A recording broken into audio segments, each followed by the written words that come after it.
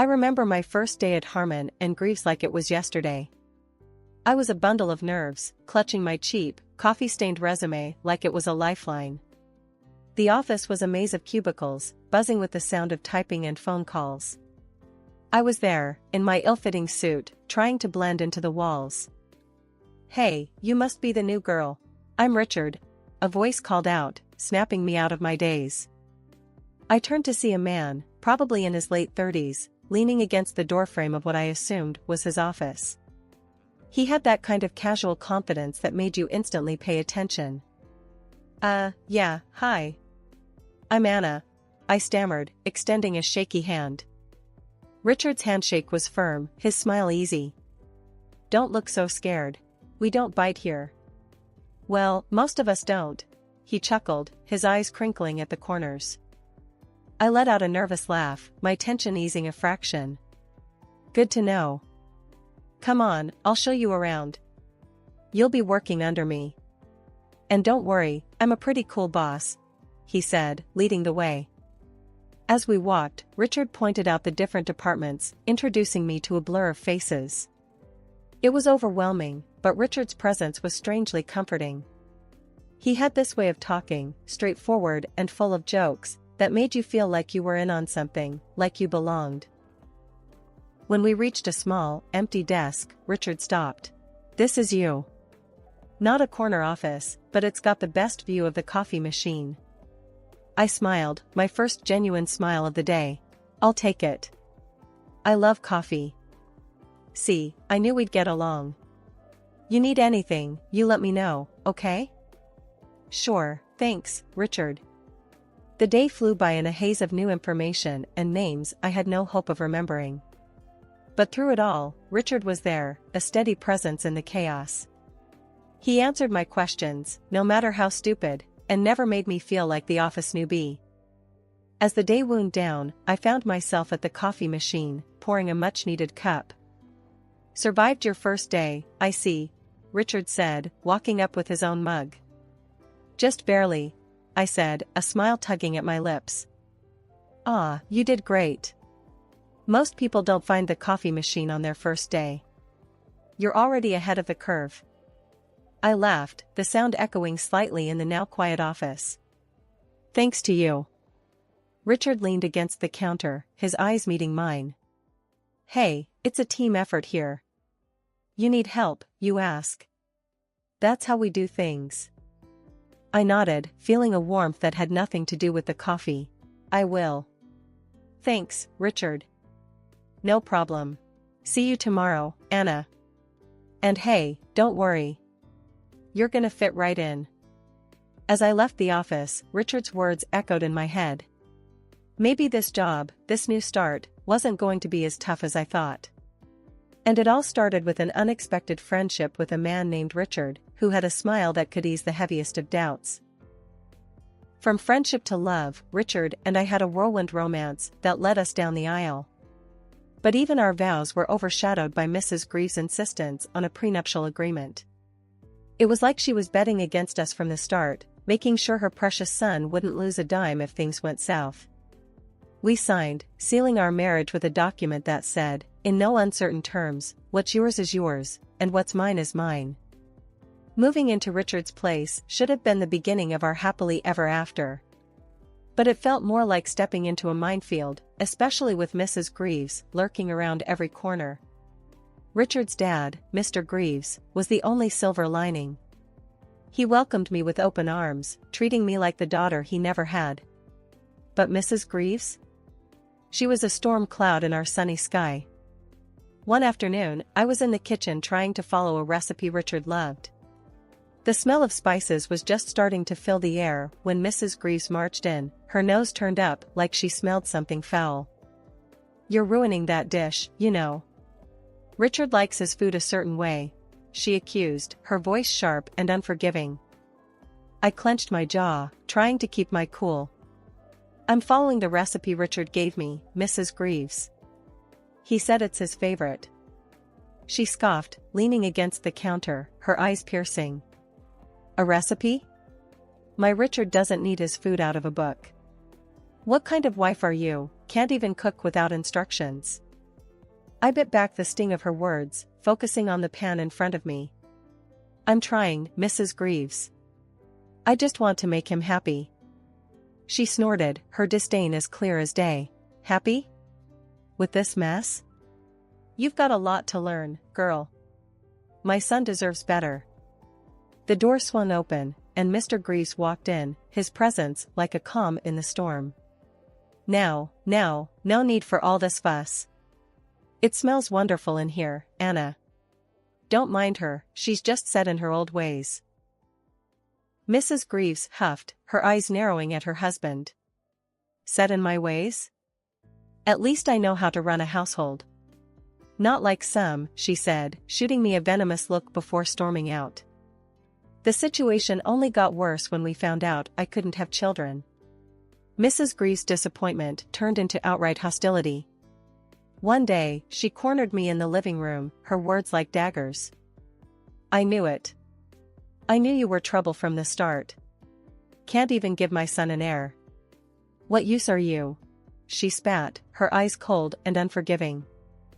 I felt a lump in my throat, the pain of her words cutting deeper than I wanted to admit.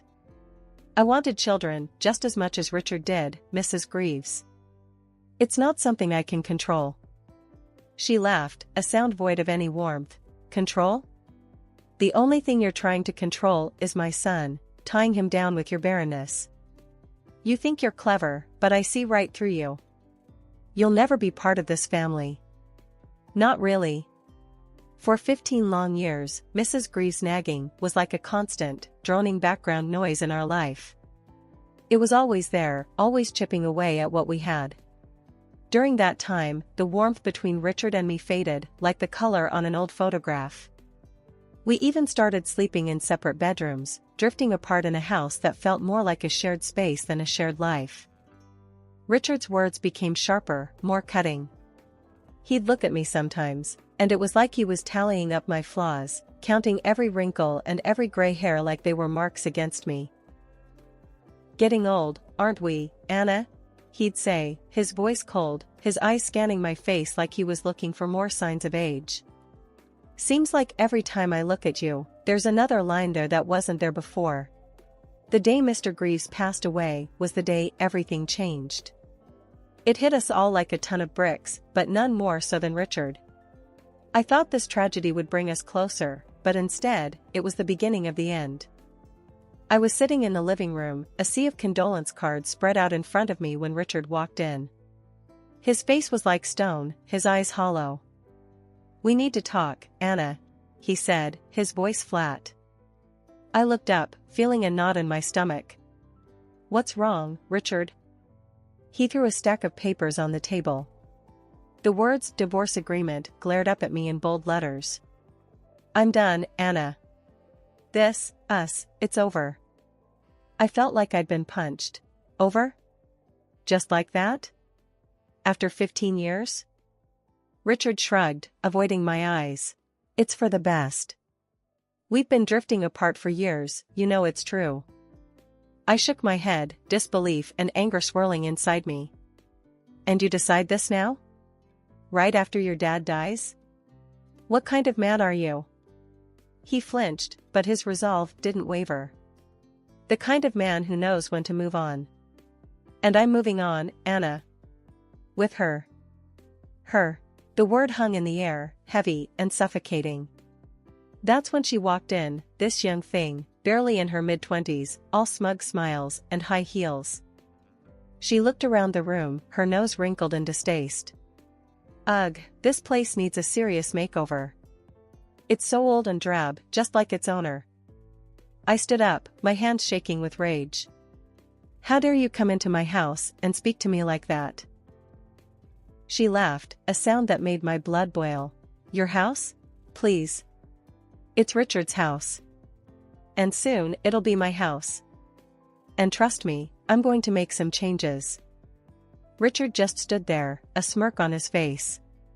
You heard her, Anna. Pack your things. You've got no claim here, remember? That prenup you were so eager to sign made sure of that. I couldn't believe what I was hearing. This was a nightmare, it had to be. You're throwing me out for her? After everything? He shrugged again, like we were talking about the weather, not our lives. That's the way it is, Anna. She's young, she's vibrant, and she can give me what you never could. A family. Those words, they cut deeper than any knife. I'd wanted children just as much as he had, but fate had other plans. And now, he was using that against me, throwing me away like yesterday's trash. He didn't even look at me as I walked out the door. And her laughter, that cruel, mocking laughter, followed me as I stepped into the cold, uncaring night. Settling into my new apartment felt like trying to fit a square peg into a round hole. The space was cramped, the walls bare, and the silence, deafening. Gone were the days of a sprawling house and a life I thought I had secured. It was just me and my thoughts that often strayed to the life I left behind. I tried to drown them out by burying myself in work, taking on extra projects, staying late, anything to keep my mind off the disaster my life had become. One particularly tough day, I was at the office later than usual, the only light on in a sea of dark cubicles. That's when I heard the door swing open, a sound that echoed in the empty space. Working late, or avoiding reality? A familiar voice sneered. It was Richard, his silhouette looming in the doorway. I straightened up, my hands clenched tight around my pen. What are you doing here, Richard?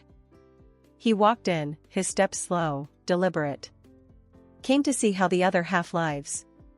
Looks pretty grim from where I'm standing. I swallowed the lump in my throat, forcing myself to meet his gaze. I'm doing just fine, thanks for your concern. He laughed, the sound harsh and unforgiving. Fine? Anna, you're a mess. Look at you, all alone in this dump of an office, while I'm out there living the life. His words stung, each one a reminder of what I'd lost. But I wasn't about to give him the satisfaction of seeing me break. I don't know what you want, Richard, but I'm busy. So if you could just leave. He leaned against my desk, his face inches from mine.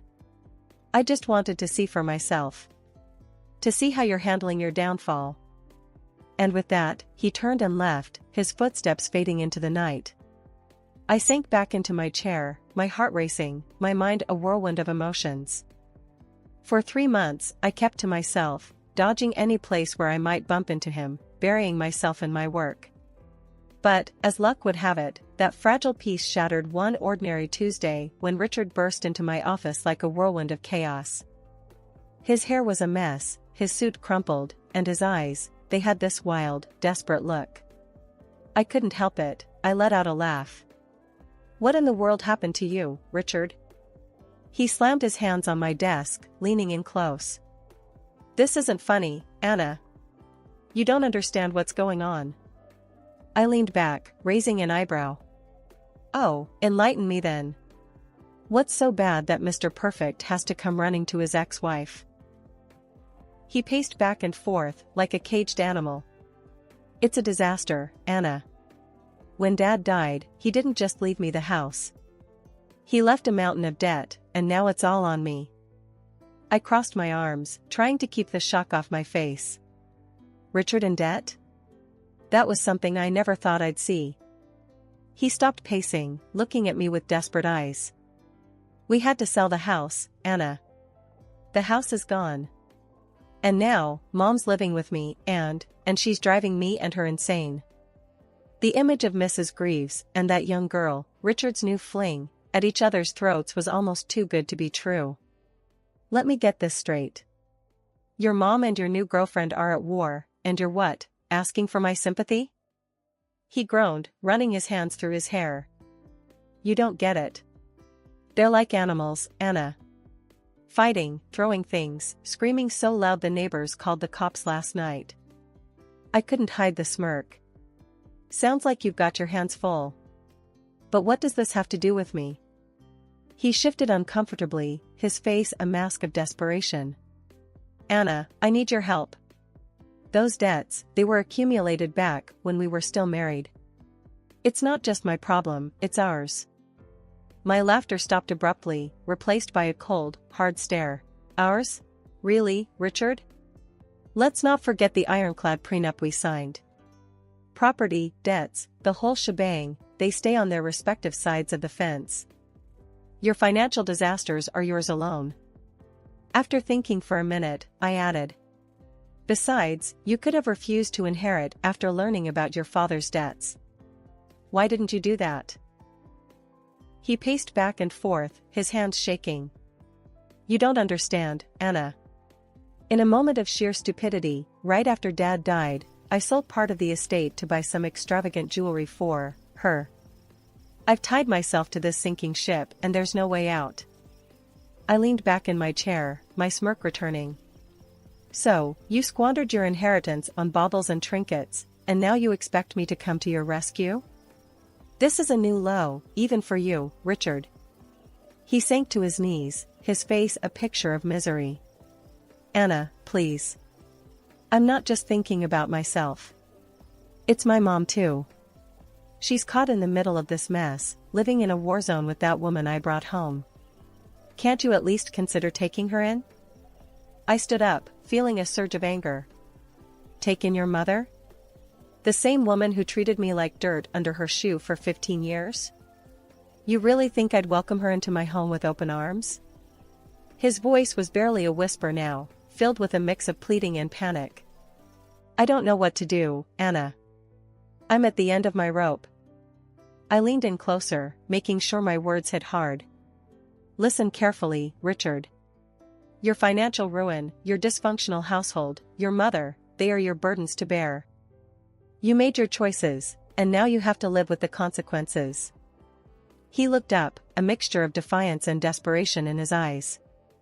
So, you're just going to turn your back on me? On us? After all those years? I straightened up, my resolve as strong as ever. Yes, Richard, that's exactly what I'm going to do. You chose this path when you threw me out.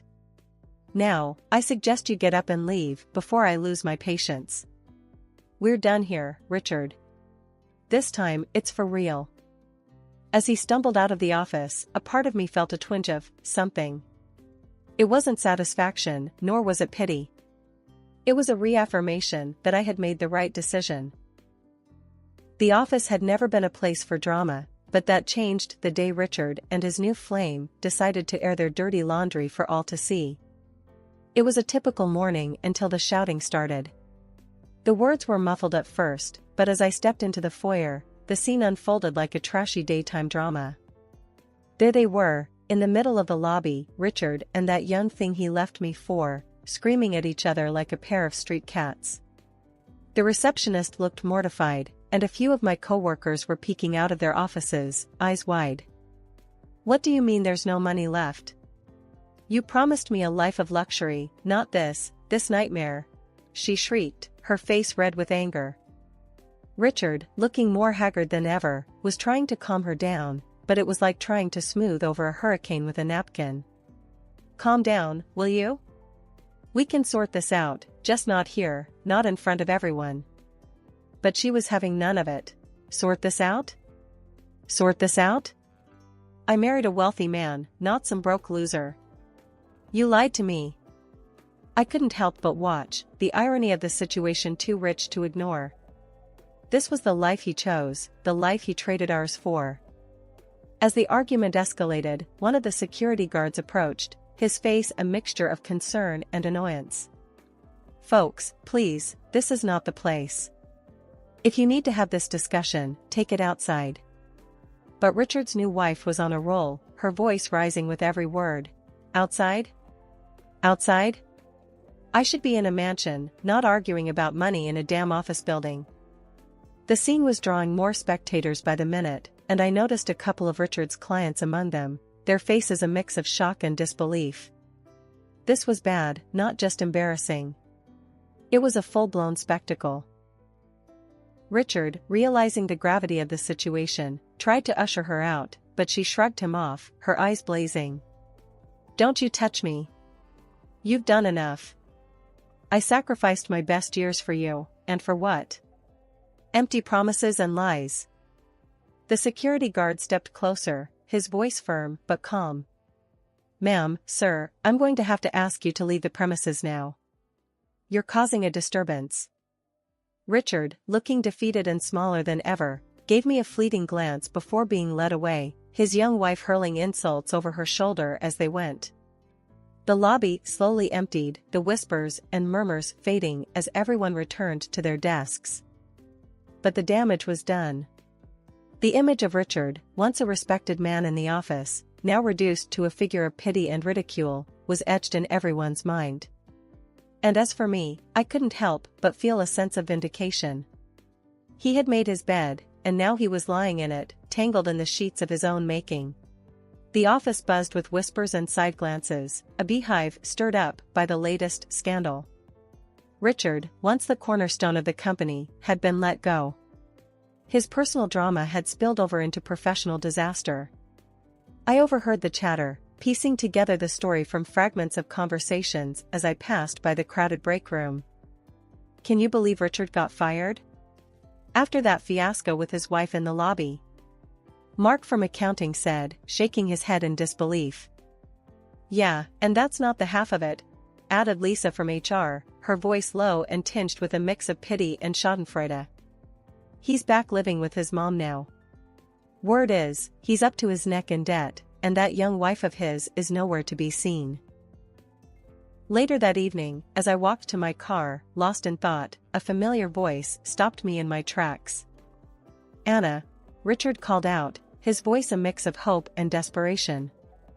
I turned, finding him standing there, a shadow of his former self. His eyes held a plea I knew all too well.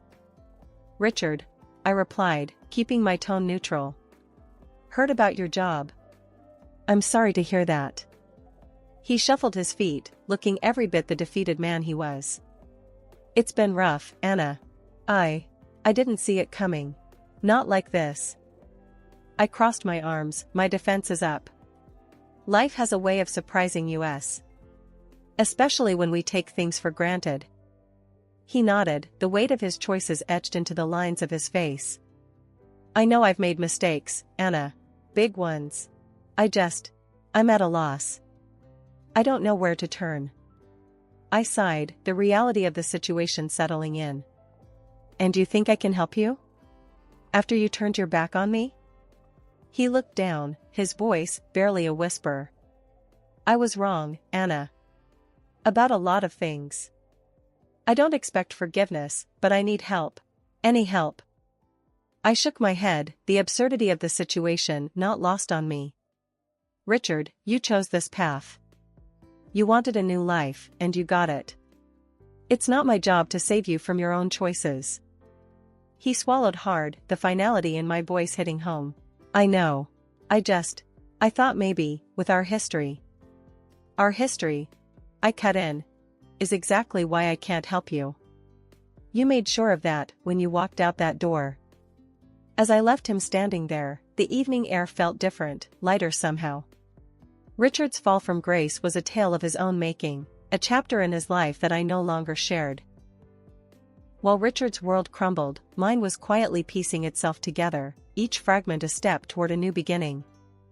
The news about Richard and his mounting troubles reached me one morning over a cup of coffee with my neighbor, Tom. He had a way of knowing the town's pulse, and that day, his news hit closer to home than usual. Rough times for Richard, huh? Tom said, leaning against my kitchen counter. Heard he's up to his neck in lawsuits now. Debts piling up, him and his mom facing eviction. Tough break. I sipped my coffee, the bitterness a stark contrast to the sweetness of my new life. Yeah, it's a mess. But that's a chapter 1, closed a while back. Tom nodded, understanding. And look at you now. Moving into your mom's old house, got that big promotion at work. It's like night and day compared to him. I smiled, a sense of gratitude washing over me. The house my mother left me was more than just property, it was a sanctuary, a place where new memories could be nurtured. And the promotion? It was a testament to my resilience, my ability to rise from the ashes of my past. Life's funny, isn't it? I said, glancing around the sunlit kitchen that was now solely mine. Just when you think you're at a dead end, a new path appears. Tom raised his coffee mug. To new paths and fresh starts. Our conversation drifted to other topics, but the contrast between my life and Richard's lingered in my mind. It was a stark reminder that every choice we make echoes into our future. I looked around my home, my refuge, and felt a profound sense of gratitude. Life had thrown its worst at me, but here I was, standing stronger and more determined than ever. The past was behind me, and the future, with all its unknowns and possibilities, stretched out invitingly.